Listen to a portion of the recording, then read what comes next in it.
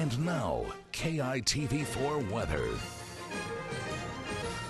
Large dangerous waves continue, which is why a high surf warning continues for the north and some west-facing shores through tonight. At that point, they'll probably take it down to a high surf advisory because we're still expecting very dangerous rip currents, large battering waves around, not for the inexperienced or amateur surfers. Now, we could get 35 feet in phase 4 Kauai, and that's because it's such a westerly swell. They've been kind of blocking off all the action from the other islands, but still not too bad out here. Waimea Bay, the big wave riders not letting this swell go to the waist. This guy kind of falling off his board, and more so because Waimea Bay has from cliff to cliff the powerful waters creating that strong rip current.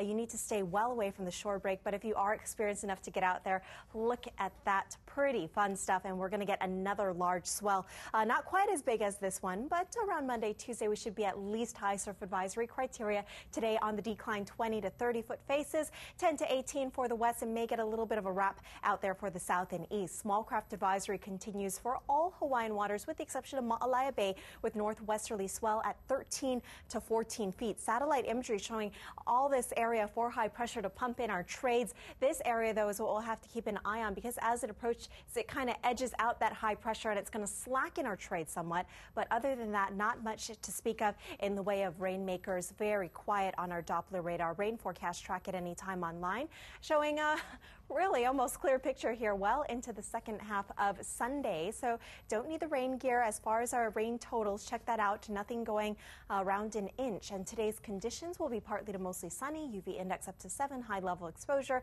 So you can put away the rain gear, take out the sunblock and umbrellas for the sun rather. And east to northeasterlies 10 to 20 plus miles per hour, 81 in the 1 o'clock hour. Trades once again because that area that I showed you on satellite going to slacken into the second half of the weekend. Morning sun set up for afternoon sea breezes here. Probably not a whole lot of wet weather associated with that, but we'll continue with that pattern well into next week, Wednesday. Then Thursday, we give way to light and variables. Potential of haze coming in at that time, but grounds are going to get a chance to kind of dry. People clean up from those bouts of wet weather that we've gotten, and your weekend shaping up nicely, whether you decide to stay in or go out for our Sunday football. Highs remain in the low 80s.